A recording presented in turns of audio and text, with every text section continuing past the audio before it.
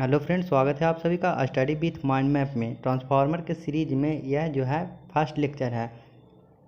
इसमें हम देखेंगे ट्रांसफार्मर को कंस्ट्रक्शन को विथ माइंड मैप के जरिए। तो आपसे रिक्वेस्ट है कि वीडियो को तो चलिए फ्रेंड, यहाँ पे हम देखेंगे ट्रांसफार्मर के कंस्ट्रक्शन को।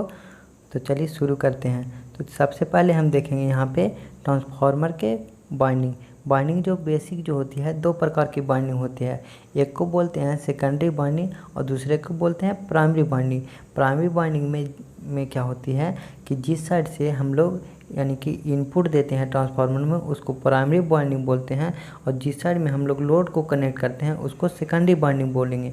बट हमको प्राइमरी और सेकेंडरी बाइंडिंग को यहाँ पे हम मेंशन नहीं किए हैं, क्योंकि उससे एग्ज़ाम में क्वेश्चन नहीं बनता है। क्वेश्चन एग्जाम में बनता है फ्रेंड हाई वोल्टेज बाइंडिंग और लो वोल्टेज बाइंडिंग से।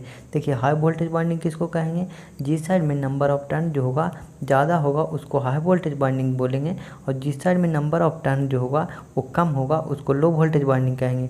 और हम जानते हैं कि हाई वोल्टेज बाइंडिंग में जो वोल्टेज जो होती है ज़्यादा होती है, बट उसी प्रपोर्शन में करंट जो होती है कम होती है।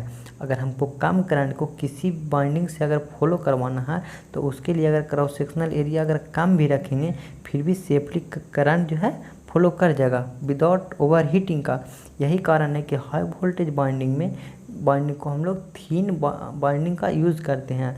बट लो वोल्टेज बाइंडिंग में क्या होती है, वोल्टेज तो कम होती है बट करंट जो होती है बहुत ज़्यादा होती है।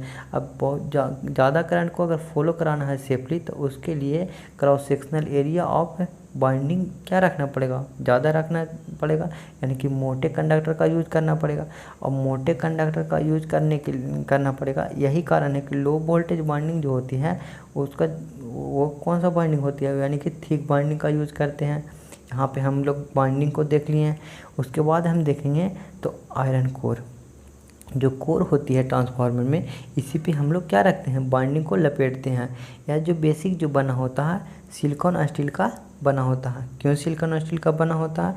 क्योंकि सिलिकॉन स्टील का जो परमेबिलिटी होती है एक सफिशिएंट परमेबिलिटी की मटेरियल होती है, जिससे कि जो हिस्टैरिसीस लॉस होता है वो कम होता है, यानी कि हिस्टैरिसीस लॉस जो होता है रिड्यूस कर जाता है इस मटेरियल को यूज़ करने का से, सिलिकॉन स्टील को यूज़ करने से। और इस सिलिकॉन स्टील को हम लोग लैमिनेट कर देते हैं। लैमिनेट करने से यह होता है कि ईडी करंट जो लॉस होता है वो रिड्यूस हो जाता है।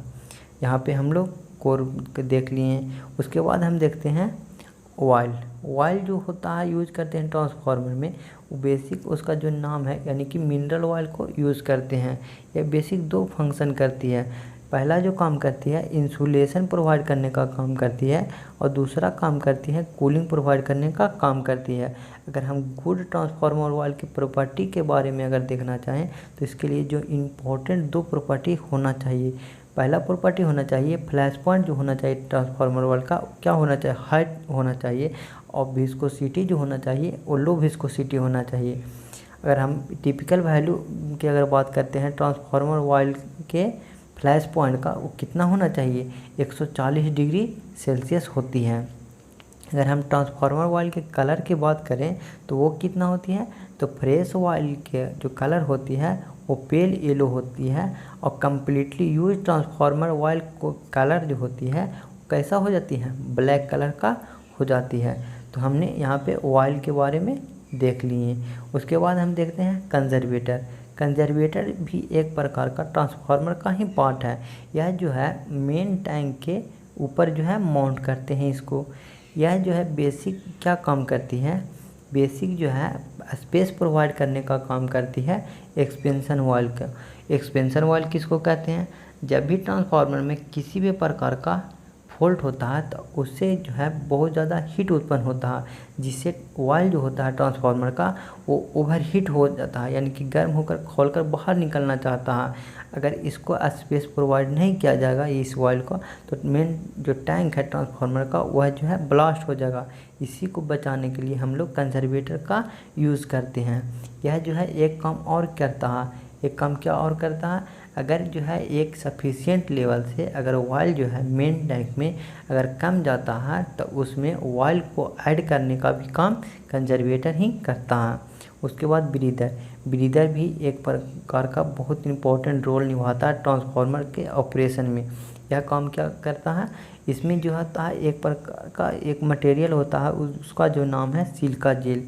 यह जो है मॉइस्चर जो भी होता है एयर में उसको ऑब्जर्व कर लेता है और फ्रेश एयर को जो है मेन टैंक में भेजता है, यानी कि जो है जिससे क्या होता है ऑयल का जो डाइइलेक्ट्रिक स्ट्रेंथ जो होता है वह जो है मेंटेन रहता है। उसके बाद जो है ट्रांसफार्मर के प्रोटेक्शन के लिए हम लोग म्यूचुअल रिले का यूज़ करते हैं। यह जो रिले होता है एक गैस ऑपरेटेड रिले है। इसको कहाँ पे लगाते हैं फ्रेंड, तो इसको जो है मेन टैंक और कंजर्वेटर के बीच में इसको कनेक्ट करते हैं, यानी कि लगाते हैं। यह जो बेसिक जो होता है मरकरी स्विच ऑपरेटेड रिले हैं। तो यहाँ पे हम लोग देख लिए रिले के बारे में। उसके बाद देखते हैं कूलिंग ट्यूब। तो कूलिंग ट्यूब या रेडिएटर, तो ट्रांसफार्मर के बाहर आप देखे होंगे एक ट्यूब का जो है कंस्ट्रक्शन किया जाता है, संरचना रहती है।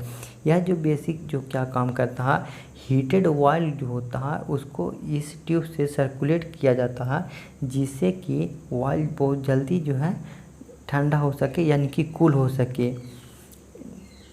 उसके बाद क्या है बुशिंग। बुशिंग भी एक प्रकार का ट्रांसफार्मर का ही पार्ट है। यह जो है बेसिक जो है प्रोवाइड करता है टर्मिनल।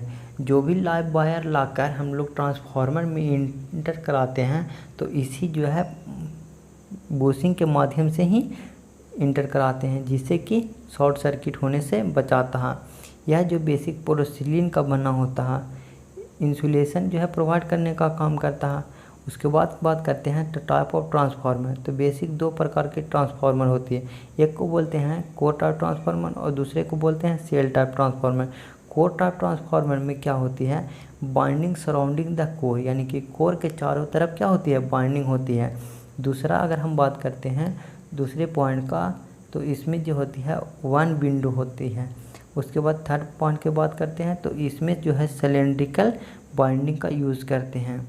उसके बाद shell type transformer. Shell type transformer में अगर पहला पॉइंट की बात करें तो इसको में टू विंडो होता है। इसको में क्या होती है कि कोर जो होती है सराउंडिंग द बाइंडिंग, यानी कि बाइंडिंग के चारों तरफ कोर होता है। उसके बाद अगर सेल टाइप ट्रांसफार्मर में किस प्रकार का बाइंडिंग यूज किया जाता है, तो इसमें जो है सैंडविच बाइंडिंग का यूज़ किया जाता है। तो यहाँ पे हमने टाइप ऑफ ट्रांसफार्मर को भी डिस्कस कर लिए।